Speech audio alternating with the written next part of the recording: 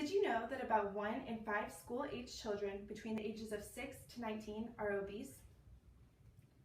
Hello, I'm Savannah Jones, and today I'm going to be informing you on the importance of eliminating unhealthy options completely in primary and secondary schools. The childhood obesity rate is at an all-time high, which can cause life-threatening issues such as diabetes. Also, having an unhealthy diet at a young age can hold children back from being active and enjoying activities. Unhealthy choices in schools is a main contributor to this growing epidemic. I have worked as a nanny for the past 3 years, and I see how important it is for it to have a good and healthy diet for children in order for them to function properly. Also, being healthy is a major component in being confident. A young boy I watched was a little overweight, and he would always complain to me how kids would pick on him at school.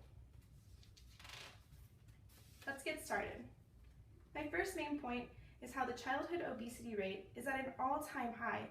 Nearly 1/3 of all children and adolescents are now considered overweight. The percentage of children with obesity in the United States has more than tripled since the 1970s.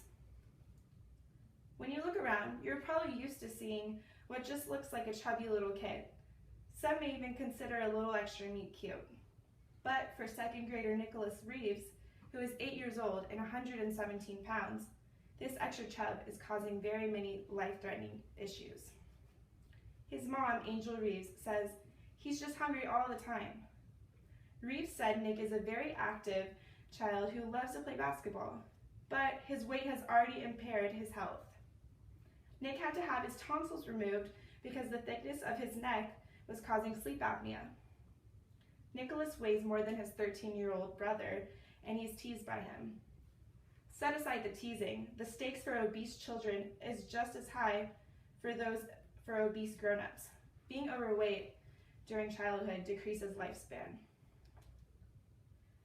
Here we can see the increase of obesity in young children over the years, and the tremendous increase from the 1970s to 2012. According to Albert P. Roccini, MD, a professor from the University of Michigan, childhood obesity has reached epidemic proportions. Worldwide, approximately 22 million children under 5 years of age are overweight. We need to make serious efforts in order to put this epidemic to a stop before we see any further large increases like we have in recent years.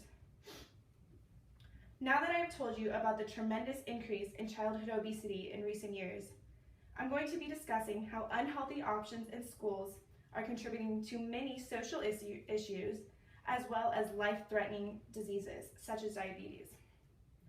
The possible consequences of childhood obesity can range from physical complications such as diabetes and high blood pressure to social problems like low self-esteem and depression. And those problems can lead to children who don't perform as well in school. Type 2 diabetes is predominantly diagnosed after the age of 40.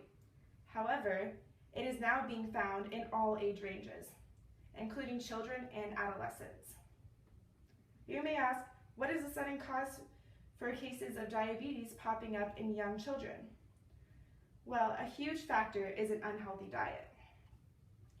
Given that children spend 5 out of 7 days of the week at school, the meals and snacks offered in school play a huge role in children's diet. We can do a tremendous amount of good for kids across the country if we change school lunches, says Chef Ann Cooper, the self-proclaimed renegade lunch lady. Cooper is an author, educator, and chef. A pressing issue that is holding back schools from providing healthier options is the low budget that they have. Schools receive $2.68 for each free meal served through the National School Lunch Program, a federal meal program. That $2.68 must cover a payment not just for the food, but also labor, facilities, and structural costs a school incurs. Additionally, schools are mandated to use part of that money for milk purchases. It is very hard to have a less processed meal when you're dealing with such a low budget.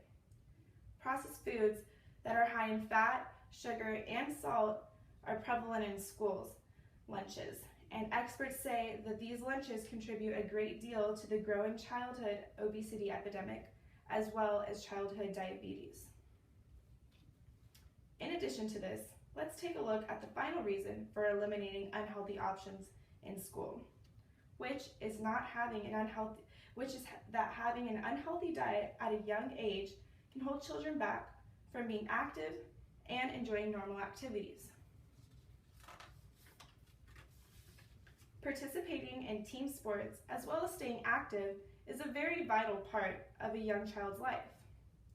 It's a wonderful way for kids to have fun, build skills and confidence, as well as stay in shape all at once.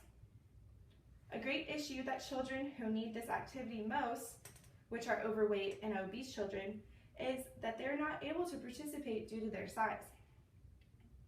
As we have discussed, children's unhealthy choices that they may make in school lead to them being overweight, which causes a spiral of issues, and being held back from normal activities is a very saddening one. Gwen O'Keefe, an author, explains the major issues of children not being active. Finally, in conclusion, we can see that the need for a change in school diet options is tremendous. If we do not do something to change these unhealthy options, the childhood obesity epidemic and life-threatening diseases, as well as social issues, are going to continue to increase, which ultimately will hold children back from experiencing a normal, active childhood. I hope to look around in upcoming years and see more kids healthy, fit, and active. Thank you.